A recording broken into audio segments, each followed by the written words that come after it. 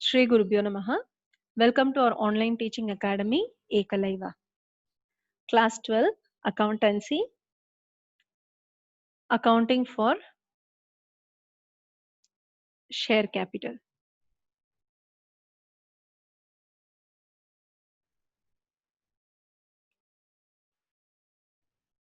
Today we are going to discuss about the classification of share capital. Part 1, Schedule 3 of Indian Companies Act 2013 prescribes the company's share capital can be shown as authorized capital,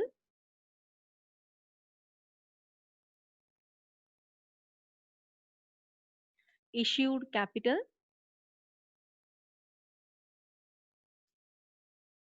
and subscribed capital.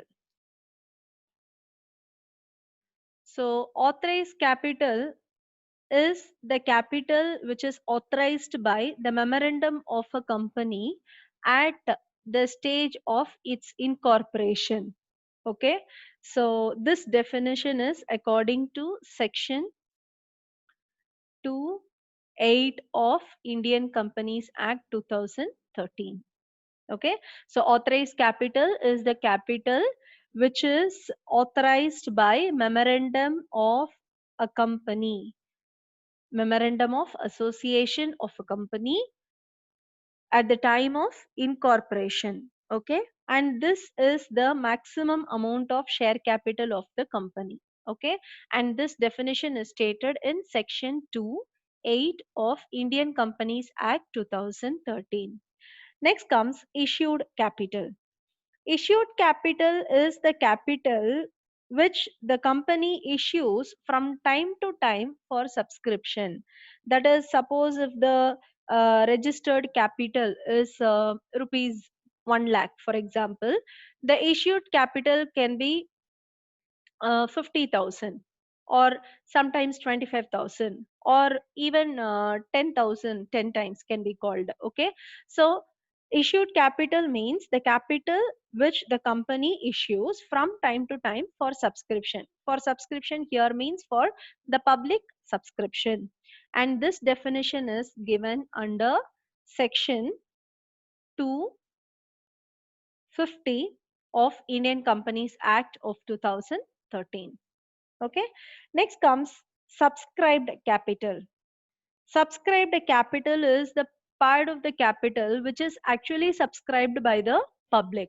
Okay, and this definition is given in section 286 of Indian Companies Act 2013. Okay, so when the public subscribe for the shares, so that capital is only called as subscribed capital. Okay, and this subscribed capital is classified into two: subscribed and fully paid, subscribed and fully paid, and subscribed but not fully paid. Okay,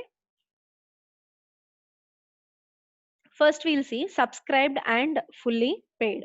Here, if the company has asked the subscribers to pay full face value, then if the subscribers also pay the full face value, then it is called as subscribed and fully paid. That is, the called up capital will be equal to paid up capital.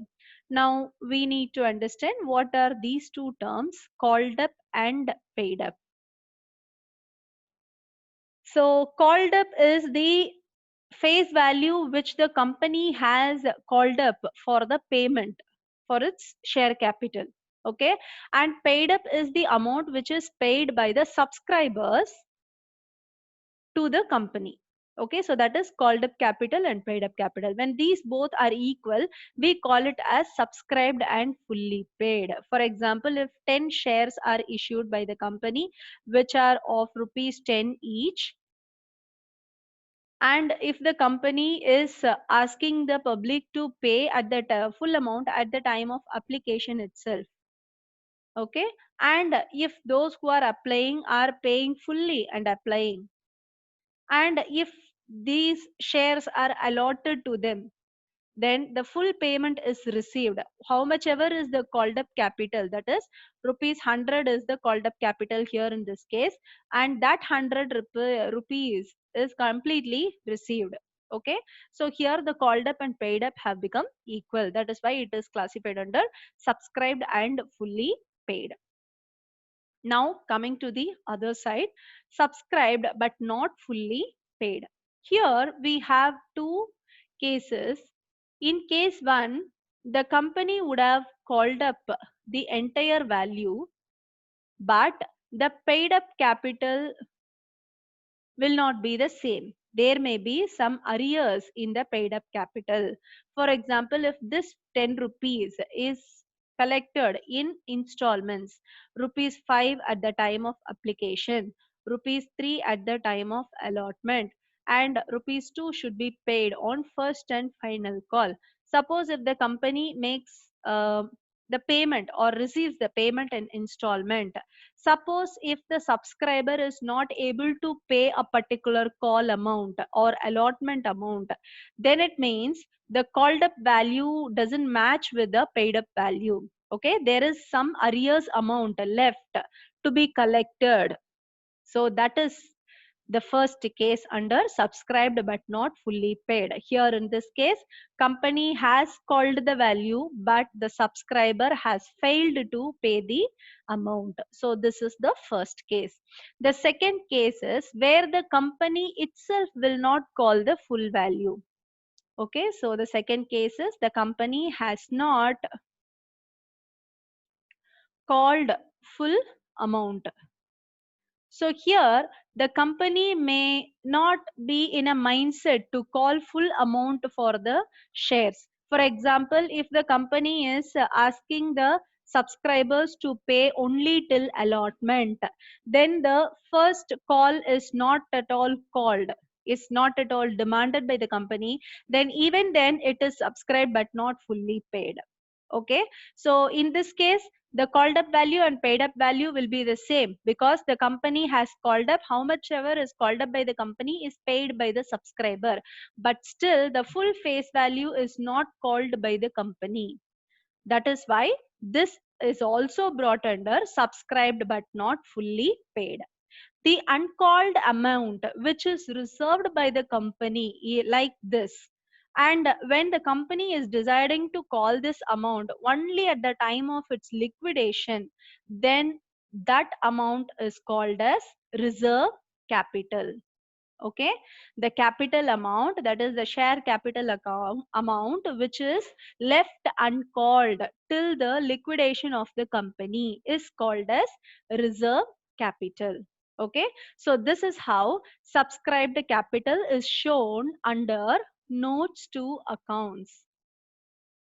So this share capital which is stated in the balance sheet will be given notes to accounts, and in notes to accounts all these details about the subscribed capital or share capital should be disclosed according to part 1 schedule 3 of Indian Companies Act 2013.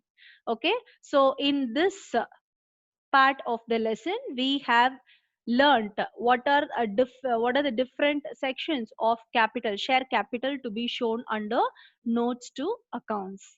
Okay, children, subscribe to our channel to get the latest updates on our online classes. Thank you.